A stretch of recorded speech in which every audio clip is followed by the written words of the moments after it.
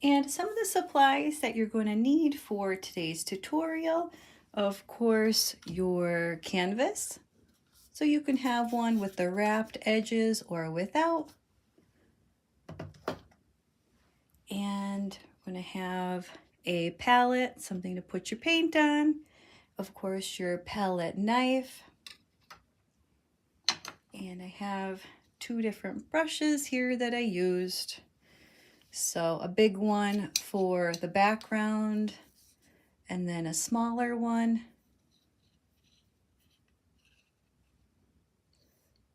See, this one is a 12 and this one is a 6. And these are from Jerry's Artorama if anybody's curious. The Pro White line, the Creative Mark.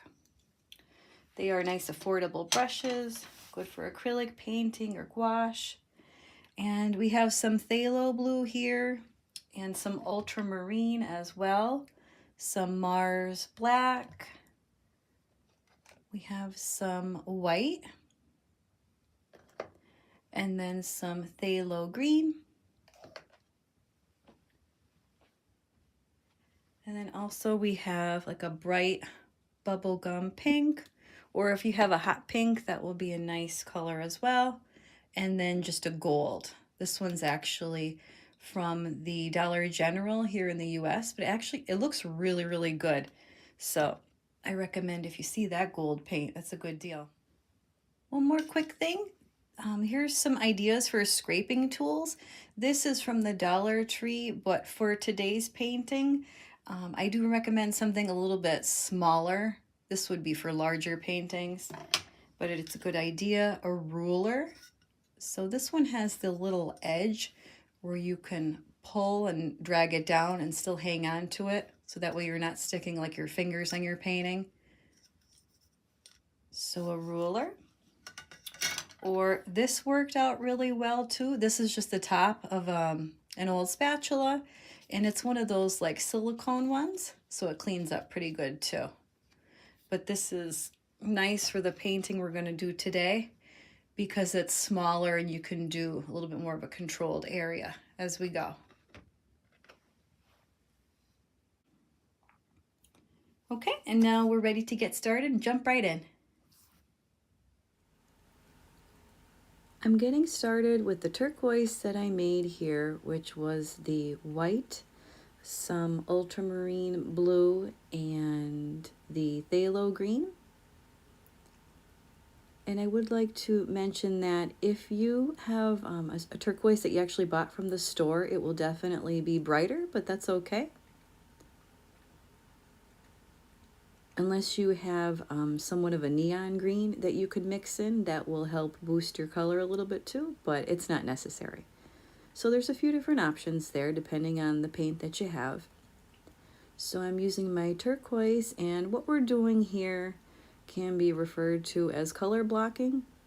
I'm going to get down the first layer of the turquoise and the deeper blue that I made. My deeper blue ended up being, it's a cross between like an indigo and a Prussian.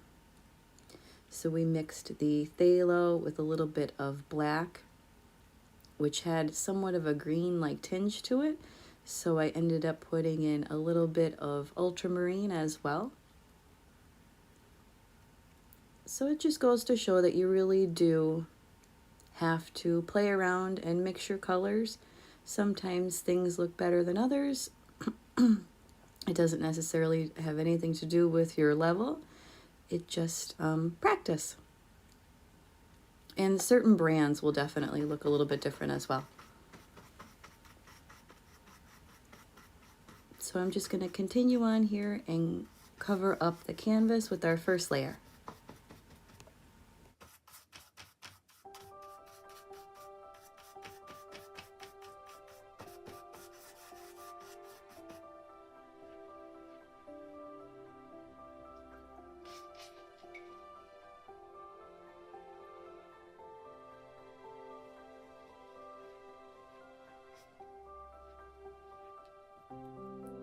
And just tiny bit of the white in with that here.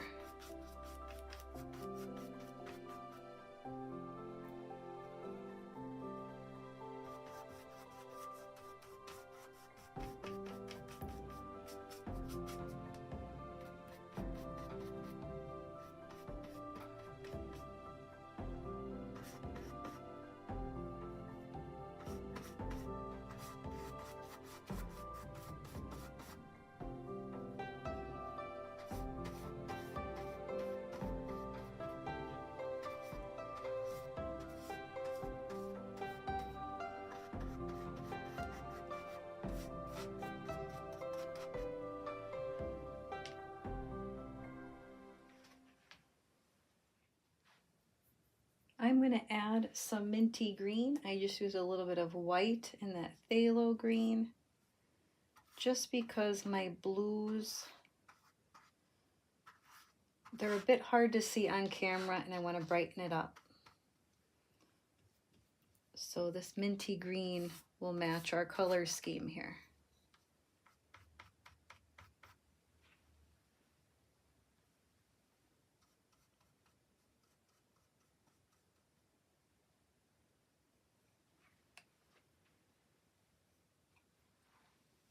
Now that I have the first layer on there, I'm going to switch to my smaller brush here.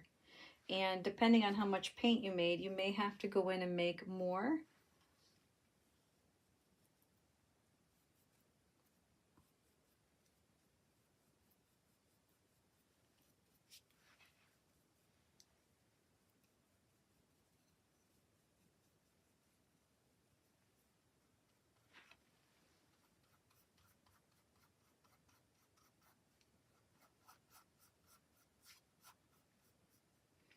You can feel free to do your edges as well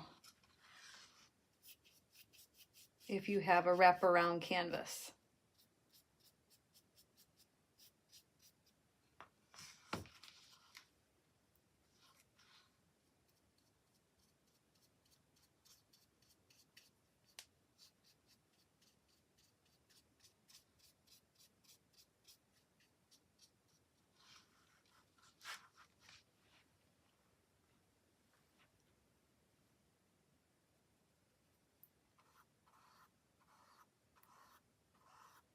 And as you go in with your second layer, you can take a little bit more paint and start to leave some of the brush strokes.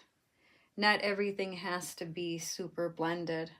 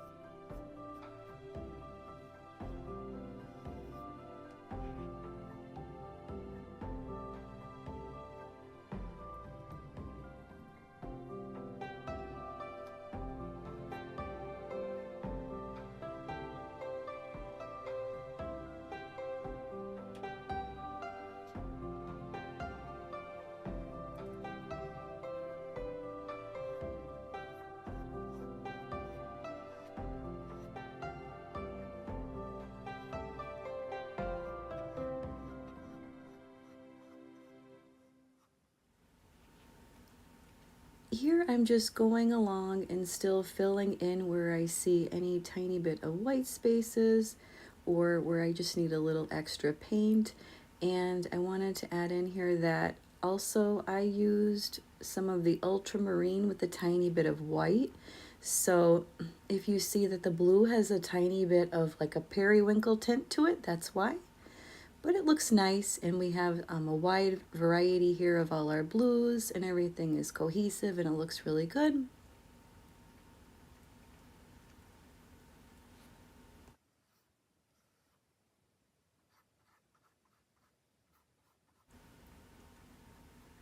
I also wanted to add that sometimes when you're making your own colors and mixing here, sometimes you will not get the same exact color. That takes quite a bit of practice, so don't stress about it.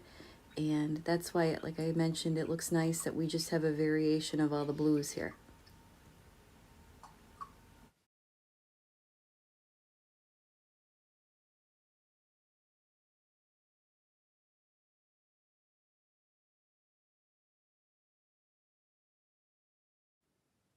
I'm zooming in here so you can see the different variations.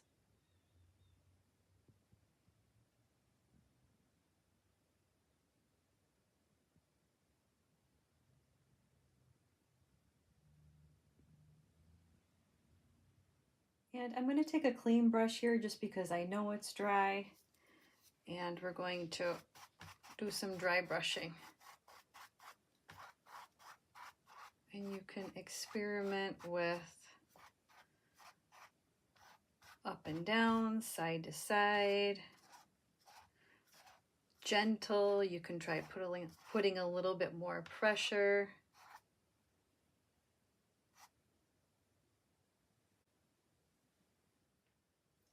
The next colors that we're going to introduce are some pink and gold.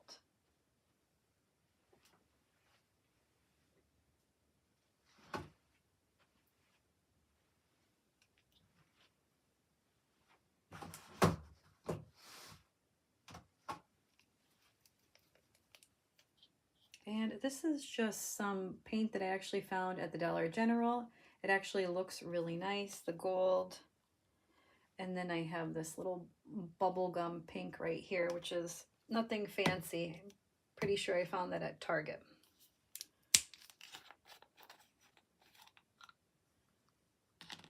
But it's nice because there's like a bigger hole, so you can dip your brush in there and get out a decent amount of paint. Or if you need to save it, you can use your palette knife and scoop it and put it back in there, which is always nice too.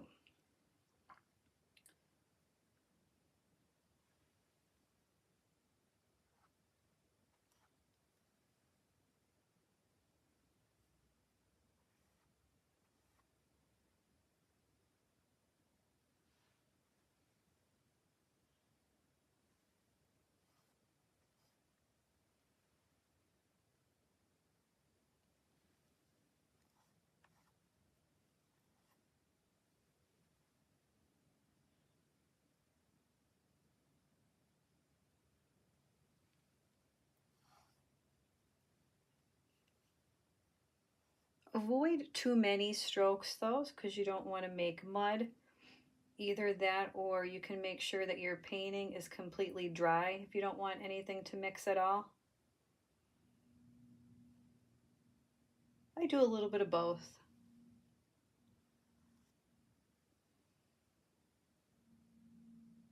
Maybe, boop, just one more. I always look to see if everything is well balanced. So that's another pointer as well.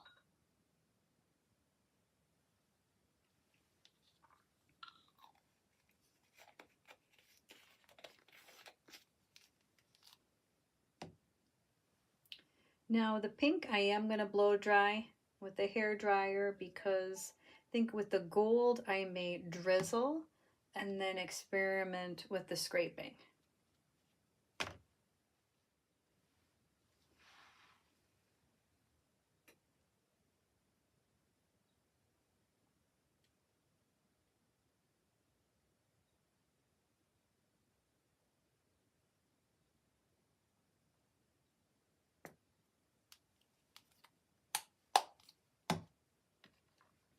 And I'm going to use my small scraper so it's a little bit more controlled.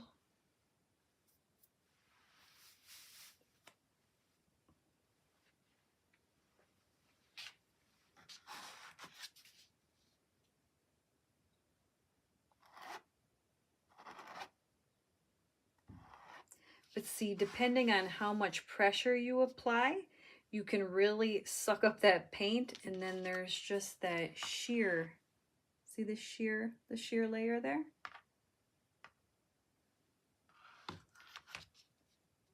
And let's see, this one will go.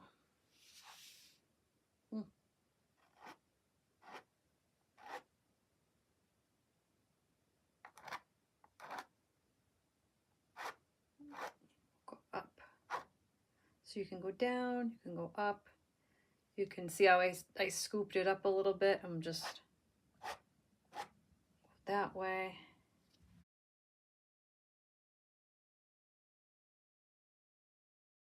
Maybe we can just put a little bit there. But see, that's like a completely different type of stroke.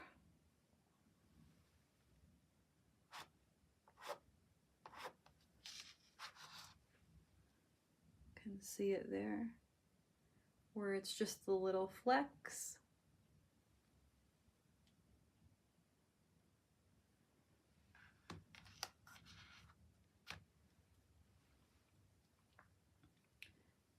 And I really like the gold, so maybe we'll just put a tiny bit wherever you think it looks a little bit empty is usually what I'm thinking in my head. Whoop, a little dribble there. You can always clean that up with your brush or finger too. I've been painting for so long, it doesn't bother me to get my hands dirty.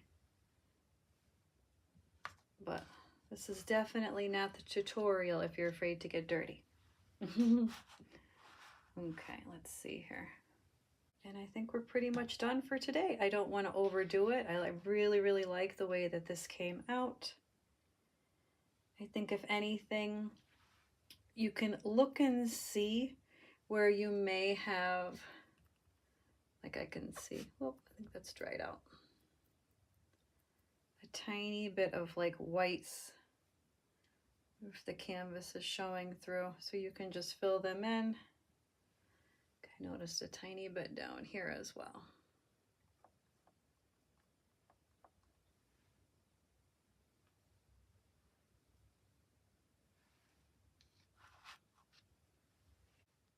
And that wraps things up for today's tutorial. I hope that you did enjoy this abstract painting for beginners, and I'll see you next time.